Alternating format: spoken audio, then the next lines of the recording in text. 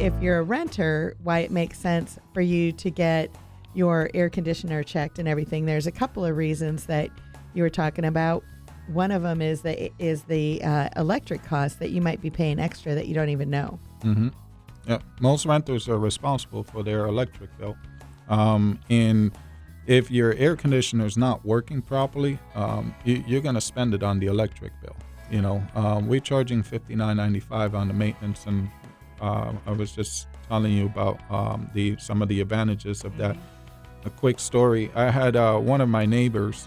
He was renting, or he had a rental home, and he kept losing people.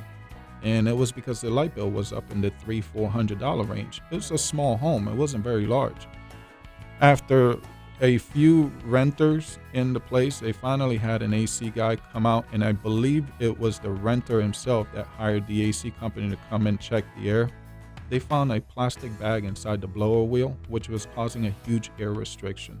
Oh my God. Oh, that whole time, that one bag was costing all of those renters all of that money to run that air conditioner, and it wasn't even cooling properly. They say 60% of your electric bill comes from the air conditioner. I believe it. If you don't have a pool, and Yeah. but so you figure 60%. That's a pretty big number when it Yeah. comes to electric bills. So why not make sure that it's working properly? Yeah. Because I was for example, the air filter. Your air filter's partially clogged, and 60% of it comes from the AC. Mm-hmm. That's a huge increase when Yeah. you think about that. If it's halfway clogged, that's a 30% increase on your electric bill. So, and that's just an air filter, something very simple for you to avoid. Is it a once a year or once every 6 months or whatever? How often should you get it checked? We offer a service agreement, and it's twice a year. And that's really what you should be getting it checked every 6 months. And that way you're not going to run into problems, or you're going to know if they're evolving before they get too serious, I'm sure. Yeah, absolutely. Just on the filter part itself, I mean, I've seen people using the wrong size filter, and they go on for years, and then they'll call and say, hey, I'm having a problem. And I'll show up, say your evaporator coil is plugged. That's a big job. You clean an evaporator coil to actually pull it out of there, wash it in acid, clean it, and put it back in. That's a big job. If I had been there one time before that coil had become plugged, I could have told them, hey, you're using the wrong size filter. This is the right size.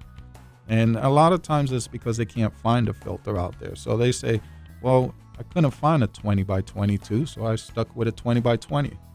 That's a pretty big difference in air conditioning. Basically, it comes down to what we've been talking about today, is that there's a lot of benefits to home ownership, and when you have the proper maintenance and everything, that it makes everything go smooth and good, and you don't have additional fees. You might think, oh, if I would purchase a home, I'm going to have a lot more costs than if I was actually renting it. But with proper maintenance, you really don't. No. And so the air conditioner is one of the biggest expenses that you could have in your home. And the other thing that is a big expense that you would have at some point in time is the roof.